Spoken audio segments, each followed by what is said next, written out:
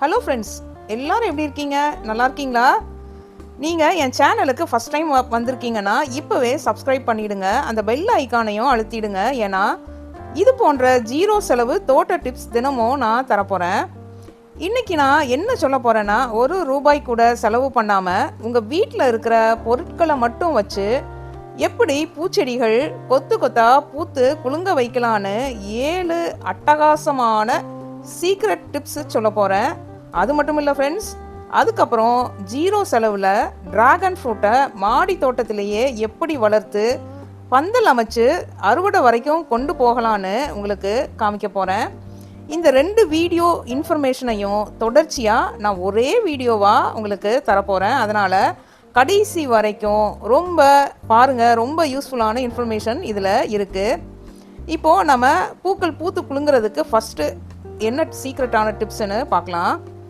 முட்டை ஓடு பவுடர் தாங்க. இந்த முட்டை ஓடு பவுடரை நீங்கள் நல்லா வாஷ் பண்ணிவிட்டு வெயிலில் நல்லா காய வச்சுருங்க. காய வச்சுட்டு நீங்கள் நல்லா மிக்சியில் நல்லா ஃபைன் பொடியாக நல்லா ஃபைன் பவுடராக அரைச்சிக்கணும். அரைச்சி நம்ம எப்படி பயன்படுத்தலான்னா, 10 நாளுக்கு ஒரு முறை 1 டீஸ்பூன் ஒரு செடிகளுக்கு போடுங்க. போட்டுட்டு மண்ணில் போட்டுட்டு நல்லா கலந்து விட்டுருங்க. இதில் கால்சியம் நிறைய இருக்குது.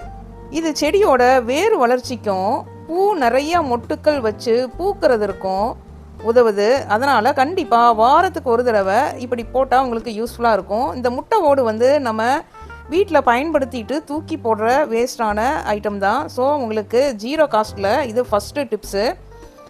செகண்ட் டிப்ஸு என்னென்னா, நம்ம வீட்டில் எல்லாருமே அரிசி கழுவுவோம். இட்லி தோசை மாவுக்கும் அரிசி கழுவுவோம். சாப்பிடும்போதும் நம்ம சாப்பாடு வடிக்கிறதுக்கும் அரிசி கழுவுவோம். அந்த அரிசி கழுவுன தண்ணியை நீங்கள் தூர கொட்டாதீங்க. இனிமேல் அதை ஒரு பாட்டிலில் சேவ் பண்ணி வச்சுக்கிட்டு நம்ம செடிகளுக்கு ஊற்றலாம்.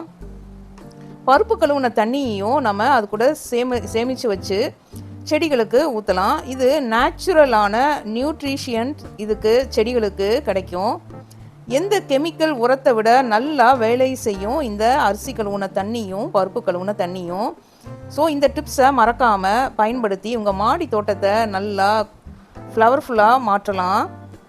தேர்டு டிப்ஸ் என்னென்னா, வாழைப்பழ தோல் உரம். மூணாவது டிப்ஸ், வாழைப்பழம் சாப்பிட்ட உடனே இந்த தோலை நம்ம எப்பவும் தூக்கி போட்டுருவோம். இனிமேல் அப்படி தூக்கி போடாதீங்க. அதை சின்ன சின்ன துண்டாக வெட்டி டைரெக்டாக மண்ணுக்குள்ளே நம்ம செடிகள் வைக்கிற மண்ணுக்குள்ளே மிக்ஸ் பண்ணி அப்படியே விடுங்க. இன்னொன்று, இதே வாழைப்பழத்தோலை துண்டு துண்டாக கட் பண்ணி 1 லிட்டர் பாட்டில் தண்ணியில் ஊற்றிட்டு அது உள்ளே போட்டு ஊற வச்சு 4வது நாள் கூட அந்த தண்ணியை கூட நீங்கள் ஊற்றலாம். இதில் பொட்டாசியம் அதிகமாக இருக்குது. இது பூக்கள் நிறைய பூக்க உதவுது. ரொம்ப முக்கியமான ஊட்டச்சத்து இந்த வாழைப்பழ தோல் உரம். இப்போது 4வது டிப்ஸ் என்னன்னு பார்க்கலாம். 4வது டிப்ஸ் இல்லைங்க, இது உரம் இல்லைங்க, ரொம்ப முக்கியமான பூச்செடிகளுக்கு ரொம்ப முக்கியமானது. காலை 7 மணி முதல் 10 மணி வரைக்கும் நேரடியாக சூரிய வெளிச்சம் கண்டிப்பாக கிடைக்கணும். அதனால் காலையில் 7 மணிலேருந்து 10 மணி வரைக்கும் சூரிய வெளிச்சம் கிடைக்கிற இடத்துல உங்கள் பூச்செடிகளை வச்சிங்கன்னா நல்லா பூ பூத்து உங்களுக்கு பூக்கள் நிறைய பூக்கள் பூத்து ஒரு அட்ராக்டிவான சீனை நம்மளுக்கு கொடுக்கும். ஸோ இந்த டிப்ஸை நீங்கள் பயன்படுத்திக்கங்க. 5வது டிப்ஸ் என்னென்னா, நம்ம காலையில் டீ போட்ட பிறகு மிச்சம் இருக்கும் டீ பொடியை டீ தூளை தூக்கி எறியாதீங்க. இனிமேட்டு அதை நல்லா காய வச்சு மண்ணோட நம்ம என்னென்ன செடிகள் இருக்கோ பூச்செடிகள் அந்த செடிகளோட மண்ணோட கலந்து விடுங்க. இதில் நைட்ரஜன் சத்து அதிகம் இருக்குது. இது இலைகள் நல்லா பச்சையாக அடர்த்தியாக வளர்கிறதுக்கு இந்த டீ பொடி தூள் உதவுங்க. ஸோ இந்த மெத்தடை நீங்கள் ஃபாலோ பண்ணி உங்கள் செடியை நல்லா க்ரீனிஷாக வச்சுக்கோங்க. 6வது டிப்ஸ் என்னன்னு பார்க்கலாம் வாங்க. நம்ம வீட்டில் எப்பவும் பூ பூத்து வாடி போன பூக்களை அப்படியே விட்டுருவோம். இனிமேல் அப்படி விடாதீங்க. அதை கட் பண்ணி நம்ம செடிகளுக்கே உரமாக போட்டுருங்க. இப்படி பண்ணினீங்கன்னா புது செடி அந்த இடத்துல புது இலைகள் தளிர் விட்டு புது மொட்டுகள் வைக்கும். அதனால் நீங்கள் பூத்த உடனே பூத்து லைட்டாக காஞ்ச உடனே பூக்களை கட் பண்ணிடுங்க.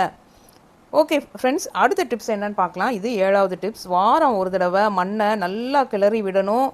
செடி வேர் பக்கத்தில் இருக்கிற மண்ணை வாரத்துக்கு ஒரு தடவை நல்லா கிளறி மெதுவாக கிளறி விடுங்க. மண்ணுக்குள்ளே காற்று சரியாக போய் வேர்கள் நல்லா சுவாசிக்கும்.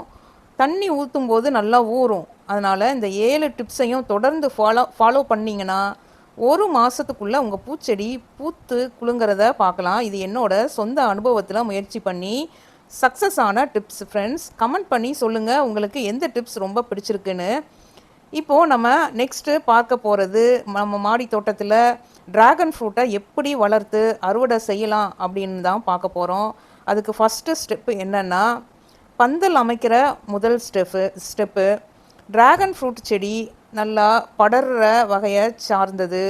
கேக்டஸ் வகை செடி இது நல்லா வளர்ந்து அதிகமாக பூக்கள் பூத்து காய்கள் காய்க்கணும்னா அதுக்கு ஒரு பந்தல் அமைச்சு அது மேலே ஏறி தொங்குற மாதிரி வைக்கணும். ஏன்னா இப்படி ஹேங் ஆகி தொங்குனா தான் அதிக பூக்கள் பூத்து நல்ல அளவில் பழங்கள் கிடைக்கும். இப்போ நான் அந்த பந்தலை எப்படி ₹1 கூட செலவு பண்ணாமல் அமைச்சேன்னு பார்க்கலாம் வாங்க. இப்போது நம்ம மாடி தோட்டத்தில் இருக்கிற வாழை மரத்தில் இருக்கிற வாழை நாரையே எடுத்துக்கிட்டேன் நான் பந்தல் அமைக்கிறதுக்கு, அந்த கட்டுறதுக்கு. ஸோ அதை எடுத்தாச்சு. இது நம்ம வெளியே கயிறாக வாங்கினோம்னா அது வீணான செலவாகும். ஸோ வீட்டில் வாழை மரம் வளர்த்தோம்னா அதை வச்சே நம்ம வாழை நாரை வச்சே பயன்படுத்திக்கலாம் பந்தல் அமைக்கிறதுக்கு. நெக்ஸ்ட்டு நம்ம வீட்டில் பயன்படுத்திட்டு தூக்கி போடுற மாப்போட ஸ்டிக்கை தான் பயன்படுத்த போகிறேன். அடுத்தது கட்டுக்கம்பி. இன்னொன்று நம்ம கம்பி வலை யூஸ் பண்ணிவிட்டு சும்மா வச்சுருந்தோம், அதையும் யூஸ் பண்ண போகிறேன் பந்தல் அமைக்கிறதுக்கு. இப்போது எந்த இடத்துல நம்ம ட்ராகன் ஃப்ரூட் வைக்க போகிறோமோ அந்த இடத்த நீட்டாக பெருக்கி க்ளீன் பண்ணிவிட்டு நல்லா வெயில் அடிக்கிற இடமாக சூஸ் பண்ணிவிட்டு நல்லா ட்ரெயின் ஆகி தண்ணி வெளியே போகிறதுக்காக அதுக்கு கீழே சிமெண்ட்டில் நாங்கள் அந்த பேப்பர் கிளாஸ் வச்சு சிமெண்ட் ஸ்டாண்டு ரெடி பண்ணி வச்சுருந்தோம், அந்த பேப்பர் கப்பு வச்சு. ஸோ அதை அடியில் வைக்கிறேன். அடியில் வச்சுட்டு இந்த ட்ராகன் ஃப்ரூட் செடியை பிளான்ட்டை மேலே தூக்கி வைக்கிறேன். பார்த்து கவனமாக தூக்கி வைங்க. ஏன்னா அதில் முள் நல்லா பெருசாக இருக்கும், கையை கீறிடும். ஸோ அதை பார்த்து தூக்கி வச்சுட்டு நெக்ஸ்ட்டு நம்ம மாப்போட ஸ்டிக்கு வைங்க. அப்படி இல்லைனா பைப் இருந்தால் கூட பிளாஸ்டிக் யூபிவிசி பைப் இருந்தால் கூட நீங்கள் வைக்கலாம். அது கொஞ்சம் நல்லா ஸ்ட்ராங்காக இருக்கும். பிவிசி பைப்பு ரொம்ப ஸ்ட்ராங்காக இருக்காது, வெயிட் தாங்காது. ட்ராகன் ஃப்ரூட் பிளான்ட் ஓவர் வெயிட்டாக இருக்கும். ஸோ அதனால் அது தாங்காது. நான் இது இரும்பில் இருக்கும். ஸோ 3 மாப் ஸ்டிக்கையும் வச்சுட்டு இப்போ நான் காட்டியிருக்கிற போல் அந்த கம்பி வலை எங்ககிட்ட இருந்துச்சு, வெல்டு மெஸ்ஸுன்னு சொல்லுவாங்க, நல்லா ஸ்ட்ராங்காக இருக்கும். ஸோ அதை வச்சு நல்லா கட்டுக்கம்பி வச்சு நல்லா டைட் பண்ணி விட்றேன். கீழ்ப்பகுதியில் அந்த 3 கம்பிலையும் கீழே 3, மேலே நெக்ஸ்ட்டு மிடில் 1, லாஸ்ட்டில் எண்டில் 1 அந்த கம்பியும் வெல்டு மெஸ்ஸும் சேர்த்து கட்டி விட போகிறேன். மொத்தம் 9 இடத்துல கட்டியிருக்கேன். நீங்களும் அந்த மாதிரி ஸ்ட்ராங்காக கட்டிக்கோங்க. இது நல்லா ஹைட்டாக லென்த்தாக இருக்கும் அந்த வெல்டு மெஸ்ஸு. அதனால் நான் 3 இடத்துல நல்லா டைட்டாக கட்டியிருக்கேன். கட்டிட்டு செக் பண்ணி பார்த்துட்டு நெக்ஸ்ட்டு நம்ம என்ன பண்ண போகிறோன்னா வாழை நாரை வச்சு தான் நம்ம அந்த ட்ராகன் ஃப்ரூட்டோட கிளைகளை ஒவ்வொன்றா கட்ட போகிறோம். நீங்கள் இந்த வெல்டு மெஸ்ஸு அந்த மாப்பு வச்சு கட்டும்போது பார்த்து நல்லா டைட்டாக கட் பண்ணணும். நல்லா டைட்டாக கட்டணும். சாரி, டங்கு ஸ்லிப் ஆகுது ஃப்ரெண்ட்ஸ். நல்லா டைட்டாக நல்லா முறுக்கி விட்டுக்கோங்க. ஏன்னா ஸ்ட்ராங்காக இல்லைன்னா உங்களுக்கு வெயிட் ஓவராக இருக்கிறதுனால சரிஞ்சிடும். ஸோ அதனால் நல்லா நான் ஸ்ட்ராங்காக கட்டி விட்ருக்கேன். கட்டி விட்டு நெக்ஸ்ட்டு நம்ம வாழை நாரை எடுத்தோம்ல நம்ம வாழை மரத்துலேருந்து அதை நம்ம கிழித்து தனியாக சின்ன இதாக கிழித்து எடுத்துகிட்டு அதை எப்படி நான் அந்த ட்ராகன் ஃப்ரூட் இதை கட்டுறேன்னு பாருங்கள். அந்த கயிறை அந்த ட்ராகன் ஃப்ரூட்டோட கிளைகளோட அடியில் விட்டுட்டு கையில் குத்திடும்ல. ஸோ அதனால் சேஃபாக நான் காட்டியிருக்கிறது போல் அடியில் விட்டு எடுத்து ஒவ்வொன்றா நீங்கள் கட்ட வேண்டியது தான். பொறுமையாக அவசரப்படாமல் கட்டுங்க. எனக்கு ரொம்ப நேரம் எடுத்துச்சு அந்த ட்ராகன் ஃப்ரூட்டு கிளைகளை நான் கட்டுறதுக்கு. மொபைலே ஓவர் ஹீட் ஆகிடுச்சுங்க, அவ்வளோ நேரம் ஆயிடுச்சு. அதனால் ஓவர் ஹீட் ஆகி ஆஃபே ஆகிடுச்சு, அவ்வளோ நேரம் ஆயிடுச்சு நமக்கு கட்டுறதுக்கு. அதனால் பொறுமையாக கட்டுங்க. ஈவினிங் டைம் நீங்கள் இந்த மாதிரி கட்டினீங்கன்னா உங்களுக்கு டயர்டாகாமல் பொறுமையாக நிதானமாக கட்டலாம். நான் காலையில் டைமு வெயில் ஓவராக இருந்ததுனால ஓவர் ஹீட்டாகவும் ஆயிடுச்சு மொபைலு. ஸோ அதனால் எனக்கு சங்கடமாக போச்சு. நீங்கள் ஈவினிங் டைமு இந்த மாதிரி பந்தல் அமைக்கிறதுனா உங்களுக்கு யூஸ்ஃபுல்லாக இருக்கும். ஃப்ரெண்ட்ஸ், இந்த ட்ராகன் ஃப்ரூட் கிளிம்பிங் கேக்டஸ் வகையை சேர்ந்தது. இது நல்லா வளர்ந்து அதிகமாக பூக்கள் பூத்து காய்கள் காய்க்கணும்னா அதுக்கு கண்டிப்பாக ஒரு பந்தல் அமைச்சு அது மேலே ஏறி தொங்குற மாதிரி வைக்கணும். ஏன்னா இப்படி நல்லா ஹேங் ஆகி தொங்குனா தான் அதிக பூக்கள் பூத்து நல்ல அளவில் பழங்களும் கிடைக்கும்.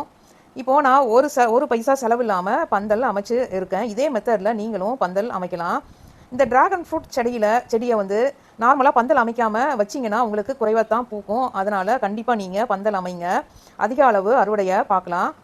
பந்தல் அமைச்ச பிறகு இந்த ஃப்ரூட்ஸ் நிறையா வரணுன்னா இந்த ஒவ்வொரு கிளையையும் வளர்ந்த பிறகு நம்ம வாழை நார் இல்லைனா சின்ன கயிறு வச்சு இப்படி கட்டி விடணும். இன்னைக்கு நம்ம பார்த்த அதுல இருந்து செலவுல கிளைகள் வந்து 7 சீக்ரெட் டிப்ஸ் மற்றும் நிறைய செலவுல டிராகன் ஃப்ரூட் மாடி தோட்டத்துல வளர்க்கிற முறை. இந்த நீங்களும் உங்க வீட்ல இருக்கிற பழைய கம்பி மாப்போட ஸ்டிக் இந்த வீடியோ பிடிச்சிருந்தா லைக் பண்ண மறக்காதீங்க. உங்களுக்கு செலவுல டிராகன் நல்லா பிடிச்சிருக்கு அப்படின்னு கமெண்ட்ல வளர்த்தீங்க ட்ரை பண்ணுங்க. இது போன்ற இன்னும் நிறைய ஜீரோ செலவுல டிப்ஸ் வேணும்னா இப்பவே சப்ஸ்கிரைப் பண்ணி அந்த பெல் ஐகானையும் அழுத்திடுங்க. உங்க ஃப்ரெண்ட்ஸ்க்கும் ஷேர் பண்ணுங்க. இந்த வீடியோ இதோட முடிச்சுக்கிறேன். மீண்டும் இதே மாதிரி புது வீடியோவோட உங்களை சந்திக்கிறேன் friends. Happy gardening. Have a nice day.